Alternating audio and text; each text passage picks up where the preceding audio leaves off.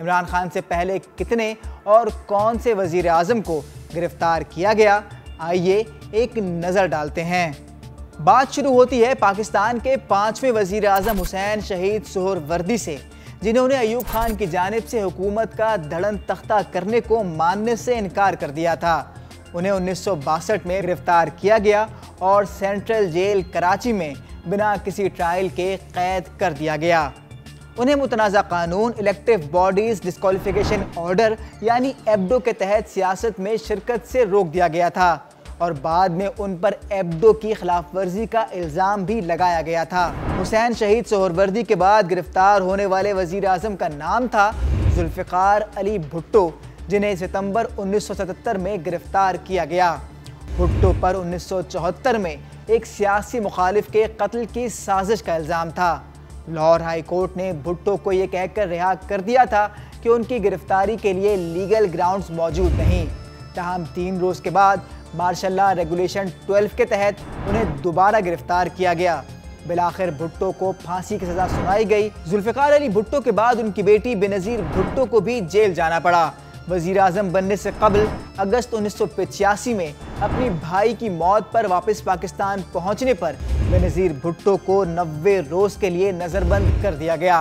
अगले ही बरस यानी 1986 में यौम आज़ादी की रैली के दौरान हुकूमत मुखालिफ तकरीर करने पर बेनज़ीर भुट्टो को एक मरतबा फिर गिरफ्तार कर लिया गया। मई 1998 में लाहौर हाई कोर्ट की एहतसाब बेंच ने बेनज़ीर भुट्टो के काबिले ज़मानत वारंट गिरफ्तारी जारी किए।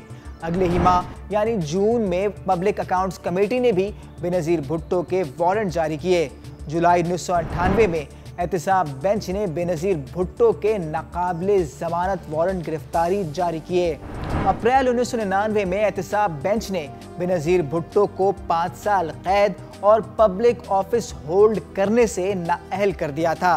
बेनज़ीर भुट्टो पर स्विस कंपनी से किकबैक्स लेने का इल्ज़ाम था। फैसले के वक्त बेनज़ीर भुट्टो पाकिस्तान में मौजूद नहीं थी और बादअज़ा हायर कोर्ट ने फैसले को ओवरटर्न भी कर दिया था। अक्टूबर 1999 में एहतसाब बेंच ने अदम हाजिरी पर एक मरतबा फिर बेनज़ीर भुट्टो के नाकाबिले ज़मानत वारंट गिरफ्तारी जारी किए। 2007 में बेनज़ीर भुट्टो को एक मरतबा फिर 7 रोज़ के लिए नज़रबंद कर दिया गया ताकि वो परवेज़ मुशर्रफ के खिलाफ लॉन्ग मार्च की क़यादत ना कर सकें। साबिक़ वज़ीर आज़म नवाज शरीफ भी क़ैद-ओ-बंद की सौबतें बर्दाश्त करने वालों में शामिल हैं। अक्टूबर 1999 में जब उनकी हुकूमत का धड़न तख्ता किया गया तो उन्हें 10 साल के लिए जिला वतन भी कर दिया गया।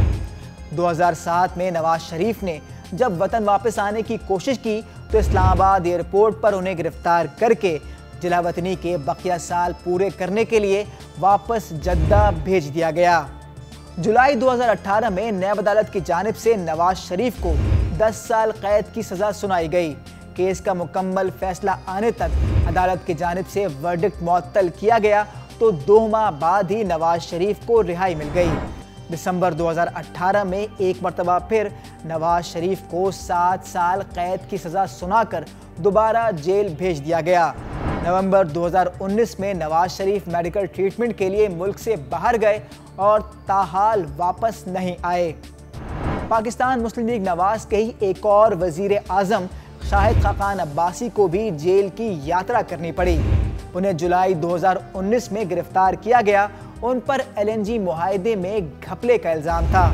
27 फरवरी 2020 को जमानत मंजूर होने पर उन्हें अडियाला जेल से रिहा कर दिया गया। पाकिस्तान के मौजूदा वज़ीर आज़म मियां मोहम्मद शहबाज शरीफ भी जेल की यात्रा कर चुके हैं। सितंबर 2020 में उन्हें मनी लॉन्ड्रिंग केस में जमानत मुस्तरद होने पर गिरफ्तार किया गया था। उन्होंने तकरीबन 7 माह जेल में गुजारे। मज़ीद न्यूज़ अपडेट्स और डिजिटल स्टोरीज के लिए सब्सक्राइब करें डॉन न्यूज़ पाकिस्तान।